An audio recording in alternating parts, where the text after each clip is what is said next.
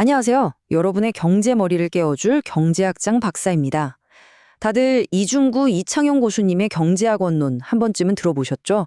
경제학의 바이블이라고 할 수 있는데요. 오늘 이 명절을 바탕으로 아주 중요한 주제를 한번 파헤쳐 보려고 합니다. 바로 통화정책의 단기 효과입니다. 중앙은행이 돈을 푼다는 뉴스 진짜 많이 들어보셨을 텐데 과연 그 돈이 어떤 과정을 거쳐서 우리 경제에 영향을 미치는지 그 비밀스러운 경로를 한번 따라가 보겠습니다. 네, 바로 이 질문. 이게 오늘 우리가 풀어야 할 핵심 미션입니다. 중앙은행 총재의 결정 하나가 저 멀리 우리 동네 빵집 매출까지 어떻게 영향을 주게 되는지 그 돈의 흐름을 지금부터 같이 한번 추적해 보시죠. 물론 저 혼자 떠들면 재미없겠죠? 그래서 오늘 여러분을 대신해서 아주 날카로운 질문을 던져줄 두 친구를 모셨습니다.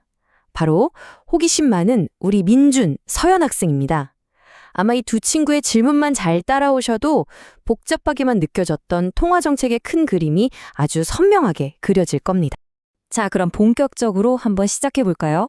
중앙은행이 돈을 풀겠다라고 결정했을 때 그 효과가 가장 먼저 나타나는 곳, 그 첫 번째 무대는 어디일까요?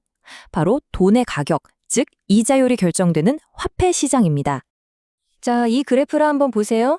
모든 시장에는 공급과 수요가 있잖아요. 돈이 거래되는 화폐 시장도 똑같습니다. 그런데 여기서 진짜 중요한 특징이 하나 있어요. 화폐 공급량, 즉 시중에 풀리는 돈의 양은 중앙은행이 이번 달은 이만큼 하고 딱 정해버리거든요. 그래서 이자율이 오르든 내리든 그 양은 변하지 않는 거죠. 그래서 그래프를 그리면 보시는 것처럼 저렇게 꼿꼿한 수직선 모양이 되는 겁니다. 그럼 중앙은행이 돈을 더 풀면 어떻게 될까요? 상상해 보세요. 갑자기 시장에 돈이 확 많아졌어요. 그럼 은행들은 가만히 있을까요? 아니죠. 이 넘쳐나는 돈을 어떻게든 빌려주려고 서로 경쟁할 겁니다. 그럼 자연스럽게 돈의 가격, 즉 이자율은 떨어질 수밖에 없겠죠. 이게 바로 통화정책의 첫 번째 파급 효과입니다. 이야, 우리 민준 학생 아주 핵심적인 질문을 던졌네요. 맞습니다. 이자율이 떨어진 건 알겠는데 그래서 뭐? 그게 우리 먹고 사는 문제랑 도대체 무슨 상관인데? 딱 이 질문이죠. 이제부터가 진짜 재밌어집니다. 이 이자율 하락이라는 작은 파도가 어떻게 경제 전체로 퍼져나가는지 그 과정을 따라가 보겠습니다. 네, 이자율 하락이라는 작은 돌멩이가 이제 실물 경제라는 거대한 호수에 던져졌습니다. 그 파문이 어떻게 퍼져나가는지 한번 보시죠. 이자율이 낮아졌을 때 가장 먼저 반응하는 경제 주체가 누굴까요? 바로 기업들입니다. 왜 그럴까요? 핵심 키워드는 바로 투자입니다. 여러분이 사장님이라고 한번 생각해 보세요. 은행 대출 이자가 5%일 때는 망설였던 공장 증설 계획이 있었는데 갑자기 이자가 2%로 뚝 떨어졌어요. 그럼 어떠시겠어요? 와, 지금이 기회다 하고 바로 실행에 옮기기 쉬워지겠죠? 이렇게 기업들의 투자가 늘어나면서 경제 전체에 돈이 돌기 시작하는 겁니다. 자, 기업들이 공장을 짓고 새 기계를 막 사들입니다. 그럼 건설 노동자도 더 필요하고 기계 부품 수요도 늘어나겠죠? 이렇게 경제 전체의 수요가 살아나면서 우리나라 전체의 생산과 소득도 함께 증가하는 겁니다. 이것이 바로 중앙은행이 돈을 풀어 경기를 부양하는 핵심 원리라고 할 수 있습니다. 자, 한번 정리해 볼까요? 중앙은행의 돈 풀기. 그러면 이자율이 하락하고 이걸 보고 기업들이 투자를 늘립니다. 그 결과 경제 전체 수요가 증가하고 최종적으로는 국민소득이 증가한다. 이 5단계의 연쇄 반응. 경제학에서는 이걸 통화정책의 전달 경로라고 부릅니다. 어때요? 생각보다 간단하죠? 아, 그런데 바로 그때 우리 서연 학생이 아주 예리한 질문을 던지네요. 교수님, 근데 이게 무슨 마법 주문처럼 항상 이렇게 딱딱 맞아 떨어지나요? 와, 전국을 찔렀습니다. 현실 경제는 교과서처럼 그렇게 간단하지가 않죠. 이 연결고리들이 생각보다 약하거나 심지어는 뚝 끊어져 버리는 경우도 있습니다. 네, 통화정책의 약발이 잘 안 먹히는 대표적인 상황이 두 가지가 있습니다. 바로 탄력성 문제와 유동성 함정이라는 현상인데요. 하나씩 한번 살펴보겠습니다. 통화정책의 효과는요, 결국 사람들이 이자율 변화에 얼마나 민감하게 반응하느냐에 달려 있어요.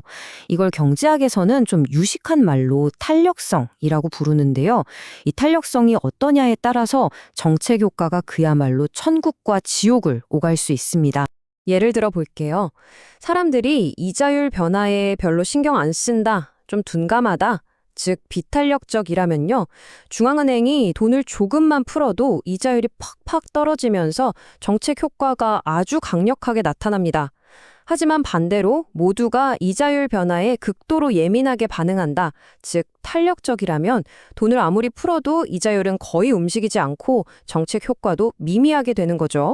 이 현상의 끝판왕이 바로 유동성 함정입니다. 이자율이 거의 0%에 가까워지면 사람들이 무슨 생각을 할까요? 아니, 은행에 넣어봤자 이자도 안 붙는데 그냥 현금으로 갖고 있지 뭐. 이런 심리가 퍼지는 겁니다. 이럴 땐 중앙은행이 정말 헬리콥터로 돈을 뿌리는 수준으로 공급을 해도 그 돈이 투자로 이어지지 않고 전부 다 사람들 장롱 속으로 사라져버리는 거죠. 통화 정책이 완전히 먹통이 되는 순간입니다.